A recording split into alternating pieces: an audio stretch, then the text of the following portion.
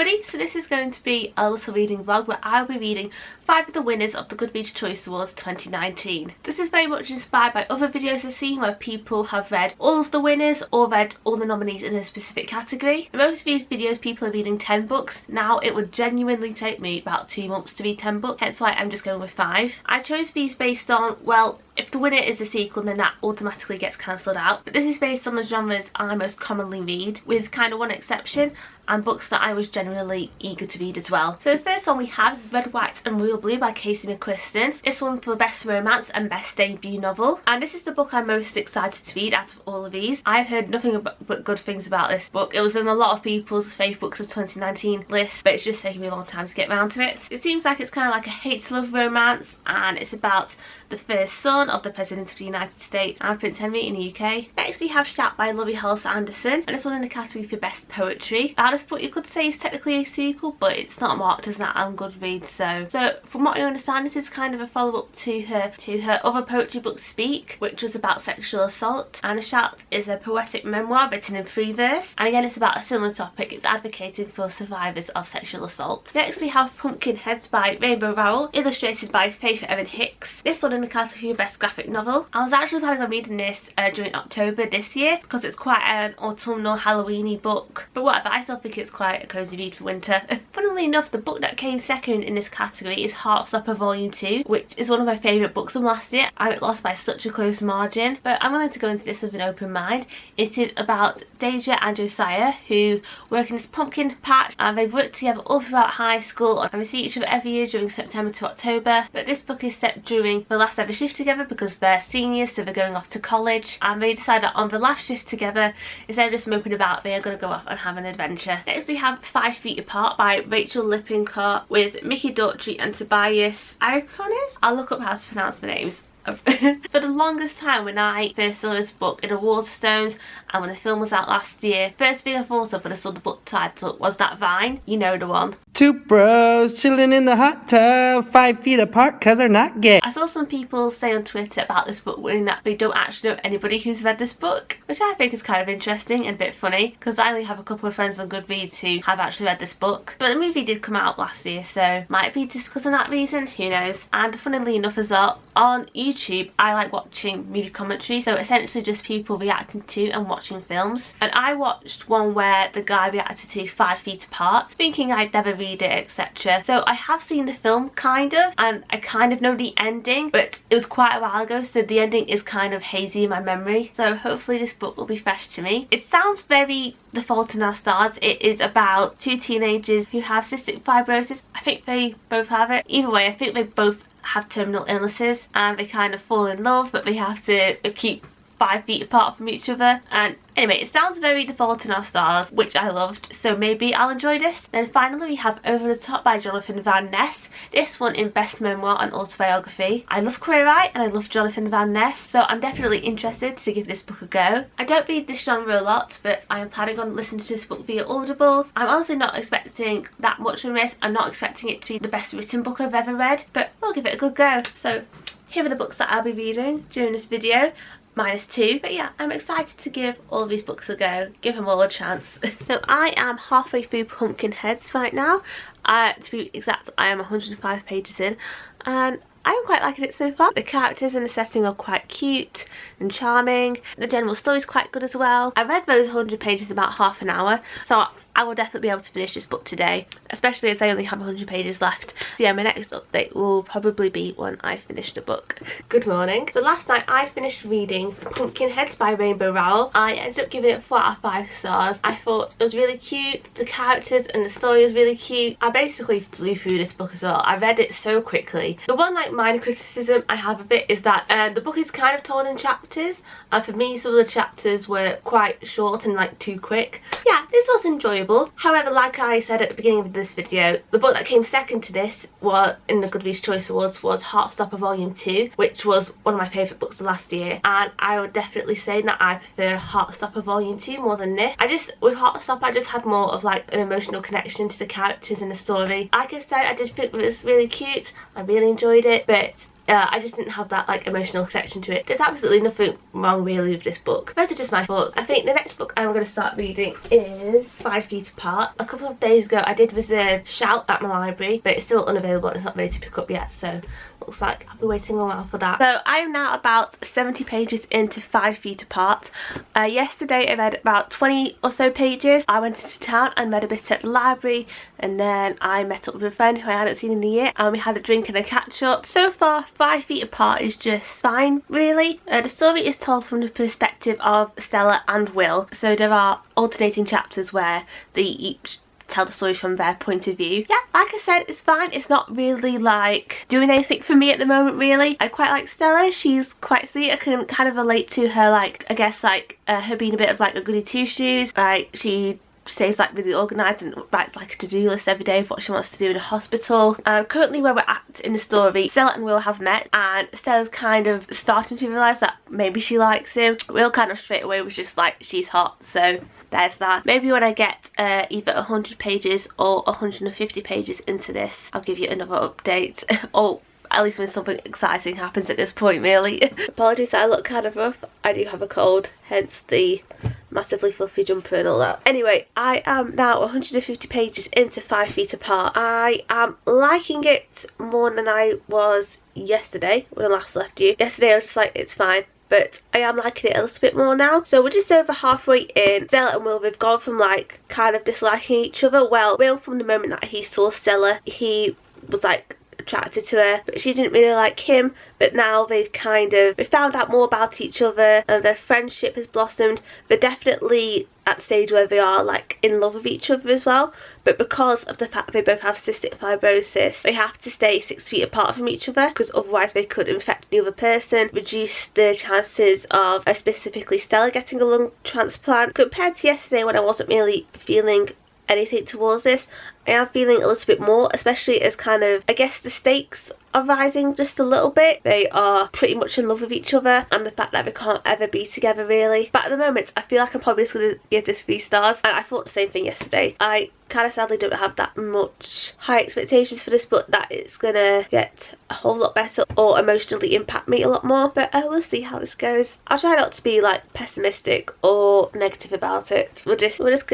try and continue it with no judgments or anything. So yesterday I didn't actually film anything at all. I ended up having quite a busy day. I went to go see a 60 musical. I went to the sing-along that was happening on the UK tour in Manchester, well Salford I guess. So I didn't read anything of 5 Feet Apart, but I did start listening to Over the Top by Jonathan Van Ness, and I've listened to a lot of it today as well because I've been doing some bullet journaling. In the meantime, I was wild. Sex with strangers. Stealing my mom's car to drive to Springfield.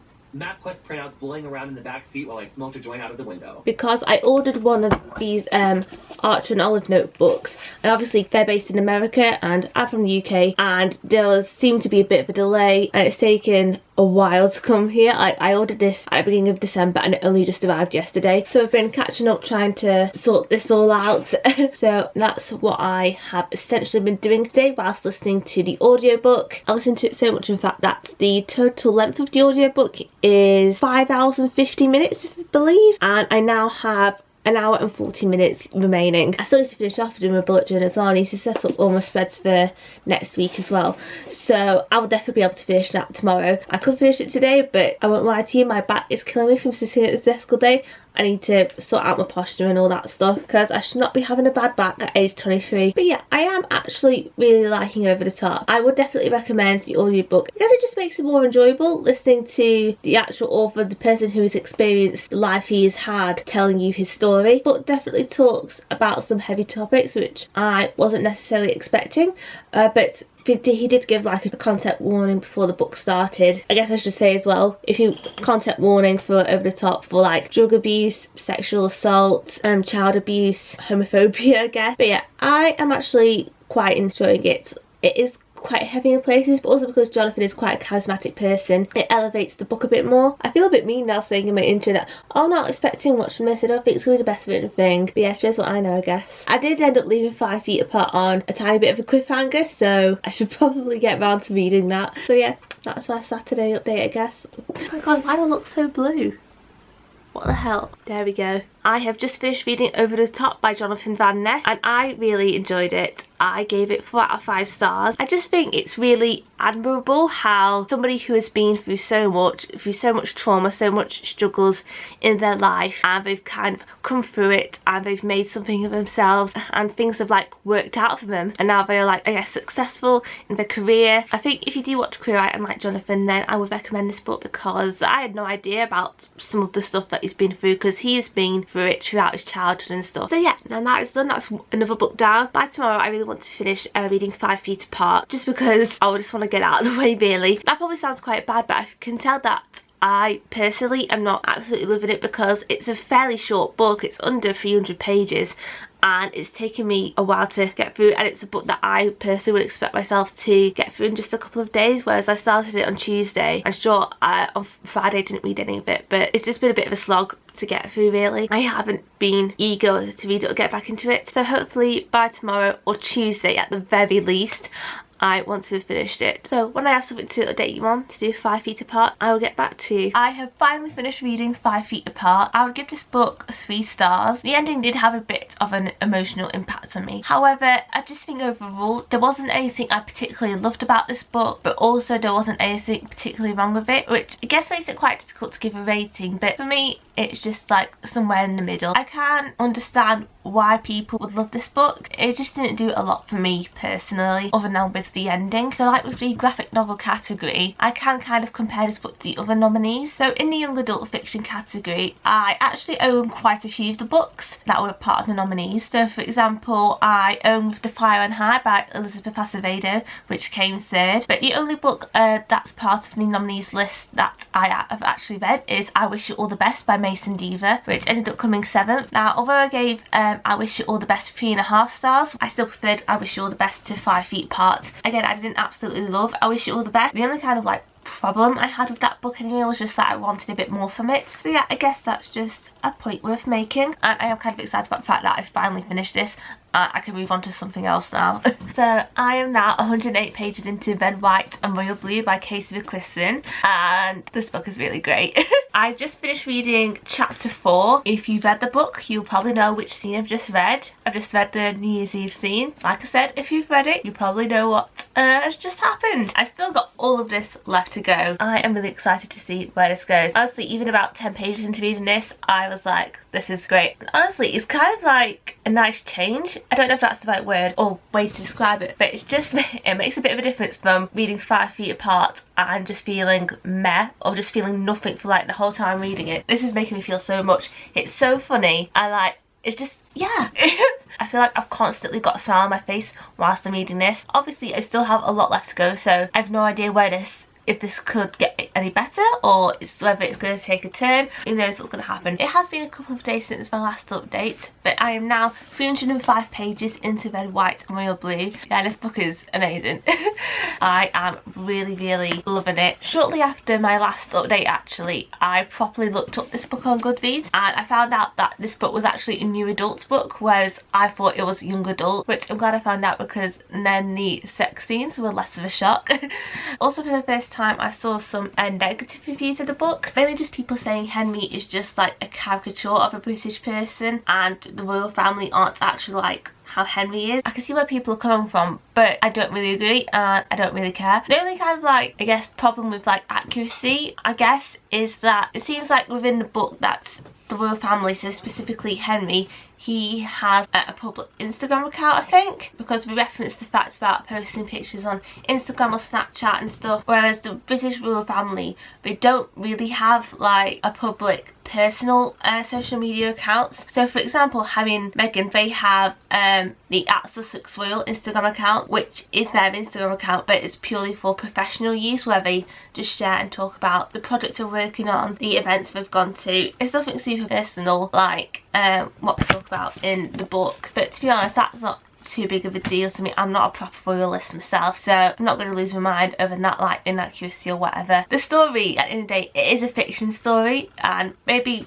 I don't know, maybe some people need to remember that. It is obviously a story that's rooted in reality, because obviously it is like about the British royal family and the first family in America. Obviously it is still fiction because unfortunately we don't have the first female president of the United States in office. But yeah, like I said, this book's amazing. I've only got about 100 pages left. I was worried that the second half would be a bit dull because the romance between Henry and Alex kind of happened relatively quickly, but you know, there still has been a fair amount of plot and drama, and we have been on a bit of an emotional roller coaster. I just finished reading Red, White and Royal Blue. This is my favourite book I've read so far this year. 5 out of 5 stars easily. I absolutely loved it. I'm honestly a little bit speechless. I don't really know what to say.